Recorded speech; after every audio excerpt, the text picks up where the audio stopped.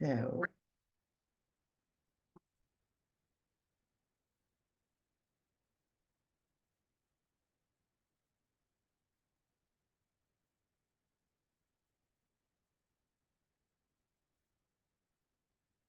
we're back. All right, let's go ahead and get started. I'm so excited about today's chapter 31 of Genesis history. And it is a really, really exciting chapter. It has a lot of things in it that on a cursory, when you first read it, you might not think anything of it, but every time I read it, I find something new. So there's some interesting things in this chapter. Let's go ahead and get started. Dear Lord, we thank you so much for blessing us with this beautiful, extremely cold winter day. All seasons are for a reason, and so we thank you for it. We thank you for this word that reminds us that you don't make any mistakes and that you love us all so dearly. And bless us that we will get out of this what you want us to get out of it, that you love us despite the fact that we make a lot of mistakes, perhaps, and you continue to care for us. All right, so let's go ahead and get started. I'm going to share my screen today, so that's going to be something a little different, but I like it. These words are so cool that I decided we all should see this. So I am going to be sharing the word with you in just this way. So looking at the version that I always read from, start. Now Jacob heard what Laban's sons were saying. Jacob has taken all that was our father's and has built this wealth from what belonged to our father. And Jacob saw from Laban's face that his attitude toward him was not the same as before. Check your face. The Lord said to him, go back to the land of your ancestors and to your family, and I will be with you. Jacob had Rachel and Leah called to the field where his flocks were. He said to them, I can see from your father's face that his attitude toward me is not the same as before, but the God of my father has been with me. You know that with all my strength I have served your father, and that he has cheated me and changed my wages 10 times. But God has not let him harm me.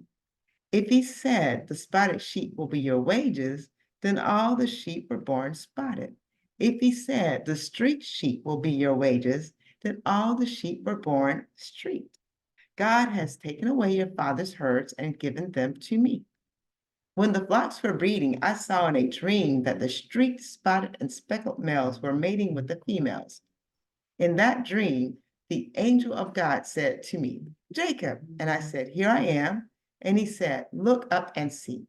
All the males that are mating with the flocks are streaked, spotted, and speckled. For I have seen all that Laban has been doing to you. I am the God of Beth. I am the God of Bethel, where you poured oil on the stone marker and made a solemn vow to me.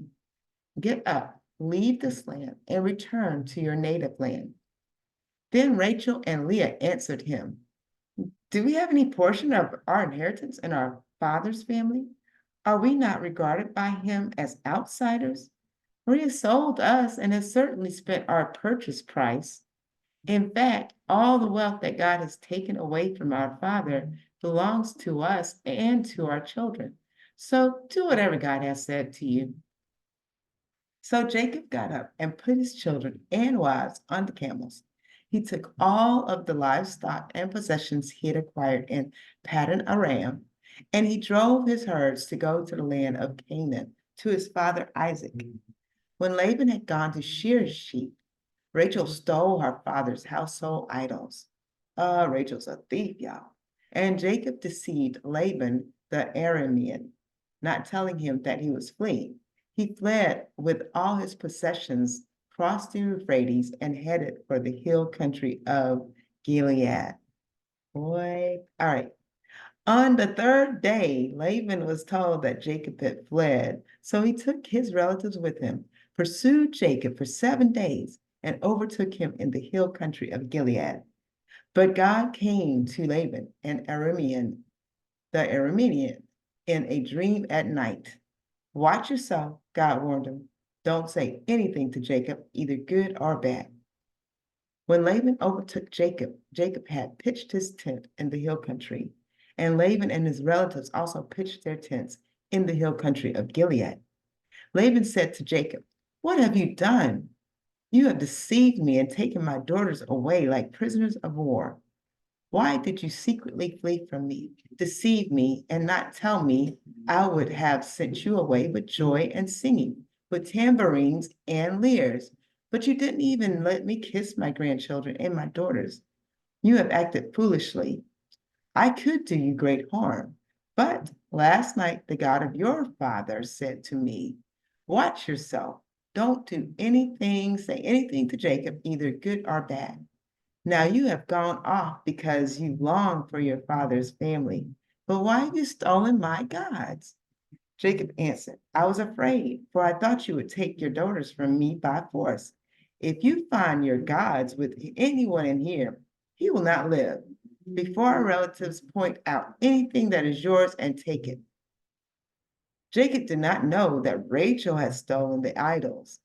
So Laban went into Jacob's tent, Leah's tent, and the tents of the two concubines, but he found nothing. When he left Leah's tent, he went to Rachel's tent.